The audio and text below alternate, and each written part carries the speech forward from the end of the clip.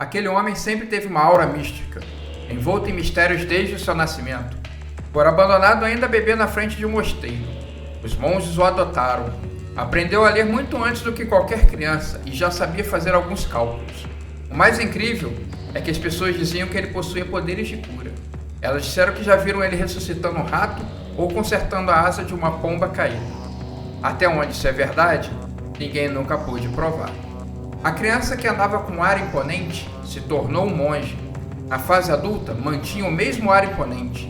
Influenciava desde os maiores burgueses do país até o seu rei.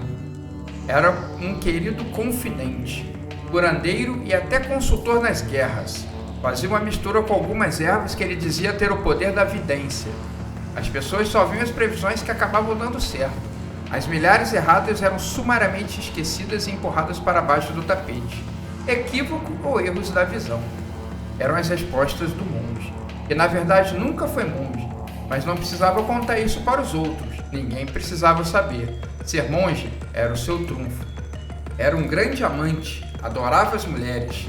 Para se defender de alguém o acusando de atos libidinosos, ele dizia que dormia com as mulheres como uma forma de as purificar, as livrar dos pensamentos pecaminosos. As más línguas falavam que ele fazia isso até com a esposa do rei, que era traída e não sabia de nada. O monge era poderoso mesmo. As pessoas comentando pelas cidades que na verdade ele tinha feito um feitiço no rei, e era ele quem mandava no país. O rei era apenas um fantoche controlado por aquele monge falastrão.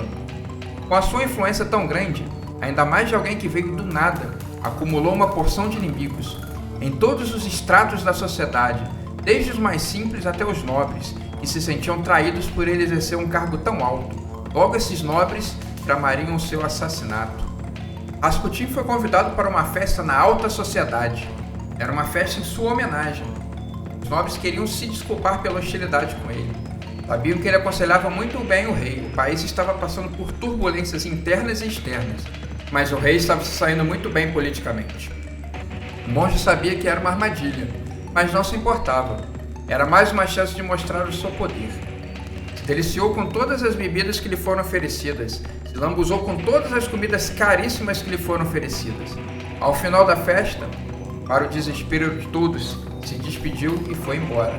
Por dentro, o seu corpo todo estava tremendo e pedindo ajuda. Sentiu uma dor muito forte de cabeça ao ponto de ficar tonto. Cambaleou até uma casa distante. Um padre o acolheu. No dia seguinte, assim que acordou, o padre mostrou para o famoso monge que não era um monge, uma invenção espetacular.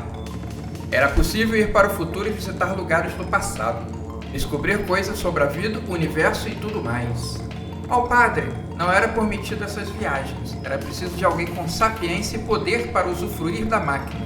O monge embarcou na jornada. Os países ao redor estavam todos entrando em guerra, e as pressões sociais internas estavam se tornando insustentáveis. O rei andava de um lado para o outro, sem saber o que fazer. Rasputin não estava mais presente. Ninguém sabia do seu paradeiro. Segundo boatos, ele havia sido envenenado. Deveria estar morto no fundo de um lago ou enterrado em algum pântano. Quando o rei foi fazer uma aparição pública para tentar acalmar os ânimos, nada estava dando certo. Os camponeses estavam revoltados e ameaçaram avançar em cima do exército que protegia o rei. Foi quando no meio da multidão surgiu Rasputin, segurando uma caixa de madeira na mão. Os camponeses se acalmaram. A aura misteriosa do grande monge foi o suficiente para isso. Chegando perto do rei, ele falou em seu ouvido que era para ele fugir para outro país, criar um plano o mais rápido possível, deixar algum camponês com sua família no seu lugar. Rasputin explicou que viajou no tempo e viu que essa mesma multidão faria uma revolução, tomaria o poder muito em breve e que assassinaria todo mundo da sua família. Assim que Rasputin desceu do púlpito, ele fora esfaqueado várias vezes nas costas por um homem infiltrado na multidão. Fora enviado para matar o monge. Rasputin cambaleou para longe. Os soldados logo perceberam e vieram ajudar o monge, expulsando o agressor. Ele foi carregado para perto do rei e anunciou: "Eu sei o dia da minha morte, e ele não é hoje." Pouco depois ele foi atendido por um médico. Quando estava recuperado, pediu para falar com duas pessoas, a esposa do rei e com o padre do mosteiro. Com a esposa do rei, ele se despediu, dizendo que a amaria para sempre, mas que ela teria que fugir para outro país ou morreria enforcada por uma turba enfurecida. Para o padre, ele entregou a caixa. Pediu que ficasse em sua posse e explicou que essa caixa só poderia ser aberta 100 anos após a sua morte. Deixou isso bem claro. Ela seria passada de geração em geração e seria aberta no futuro, nunca antes disso. O padre prometeu que obedeceria e levou a caixa embora. Pouco depois, estourou a rebelião. O povo tomou o poder e assassinou todos os nobres, incluindo o rei e a sua família. Na verdade, foram mortos camponeses no lugar da nobreza, mas o que importa é que o reinado chegou ao fim. O povo estava agora no poder e era isso que importava.